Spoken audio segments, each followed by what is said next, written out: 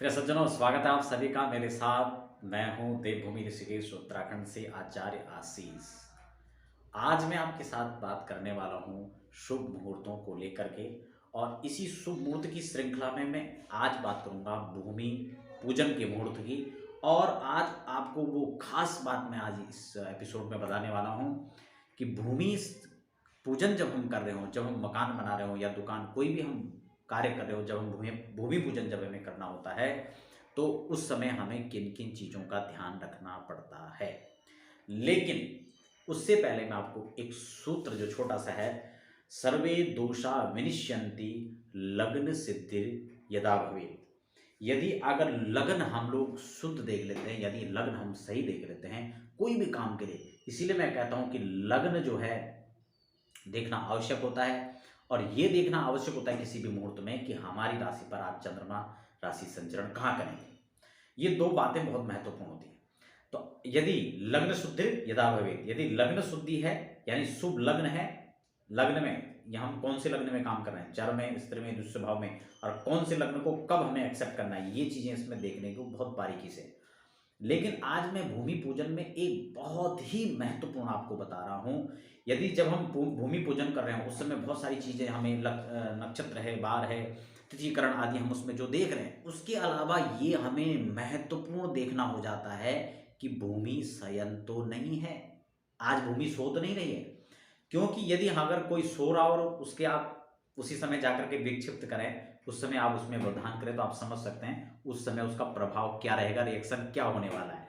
तो इस चीज को हमें खासकर ध्यान में रखें। तो मैं आपको आज बता देता हूं, ये छोटा सा, ये तो आप समझ ही सकते हैं अपने आप देख करके कि सुप्त भूमि यानी भूम शयन, भूमि कब सो रही है। तो प्रत्येक सूर्य संक्रांति, जैसे सूर्य संक्रमण एक राशि से दूसरी राशि में करते हैं, तब जो है उससे 5वां दिन, 7वां दिन, 9, 15, 21 और 24वें प्रविष्टे को जो है पृथ्वी सोती रहती। सीधा सा छोटा सा जो है तरीका है, बड़ा सीधा सा तरीका है, मैंने आपको ये बात समझा दी है। अतएव सुप्त भूमि के दिनों में यथासंभव कृषि कार्य, यदि कृषि के लिए हम उसे खोद रहे हो तो भी हमें नहीं खोदना चाहिए। गृह निर्माण तो भी नहीं खोदना चाहिए। वापी, कुआं, बावड़ी आदि कोई अगर हम उस समय कर रहे हैं, तालाब आदि के लिए खोद रहे हैं, तो भी हमें इस दिन भूमि को खोदना नहीं चाहिए। और दूसरी खास बात, इस दिन मंगलवार नहीं होना चाहिए क्योंकि भूमि सुता है। तो दो चीज, या तो क्योंकि भूमि सुत है मंगल, तो मंगलवार को यदि माता को आप प्रहार करेंगे तो मंगल को निश्चित रूप से क्रोध आएगा।